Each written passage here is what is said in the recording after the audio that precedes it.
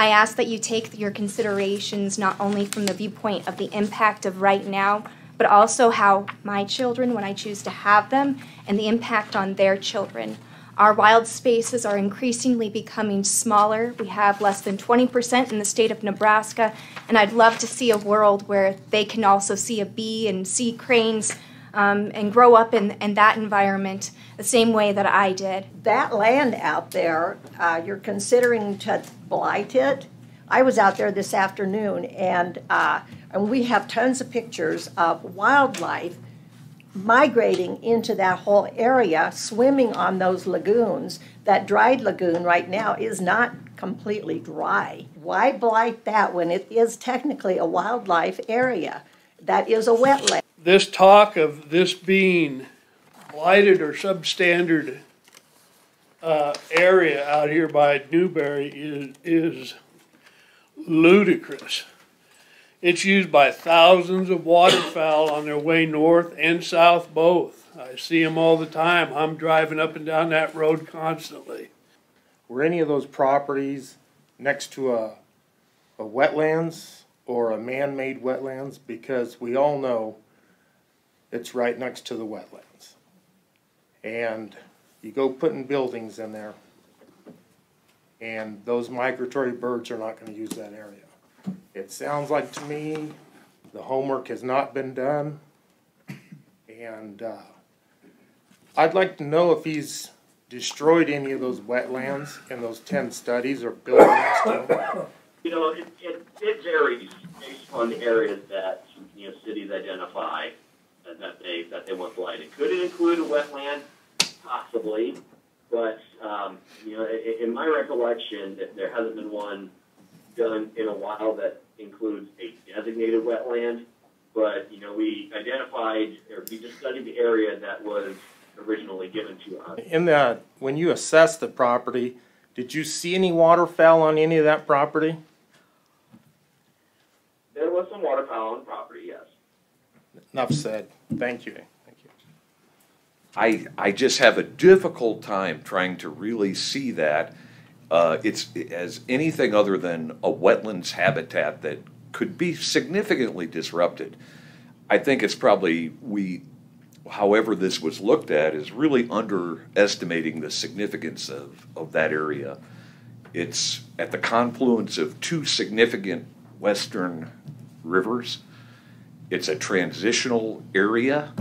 And I don't see how you blight this and do anything in a commercial aspect that you won't disrupt the natural flow that's taking place through that area. I think it's much more significant than possibly we're looking at with whoever did this study.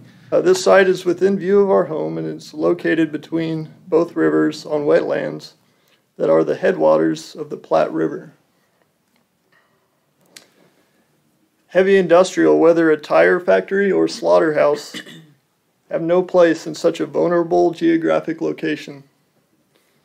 I believe that such a location opens the city and any business that occupies this blighted land to future lawsuits and litigation from downriver cities, counties, private organizations, and private landowners due to any contaminants that are certain to make their way into the air and water over time.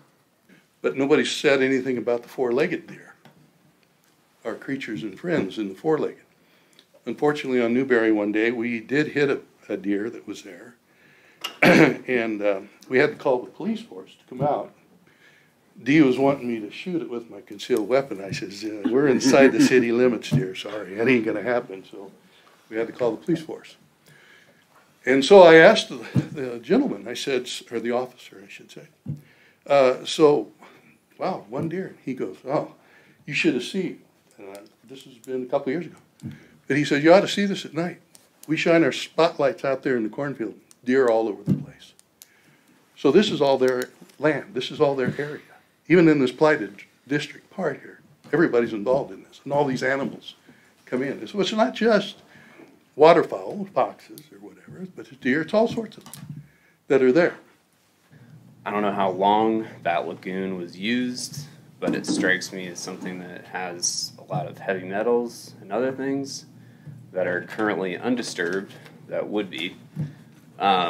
So in terms of blighted and substandard, you'd be trading valuable wildlife between a really old facility that's handling the whole city's waste and the river. So for your consideration whether or not to determine that it should be blighted and substandard, I would say it's very relevant what the before and the after is going to be. That it can development in substandard and blighted areas coexist with habitat and so forth. I think all you do is look down the road to our neighbor at Kearney, who took an old sand pit area that was certainly had characteristics of a habitat, turned it into multi-million-dollar motel, restaurant, convention center, multiple traffic there. They're still known as the Sandhills capital of Nebraska. Almost 70 acres of that land is 100% wildlife habitat that is being considered to be named blighted and substandard.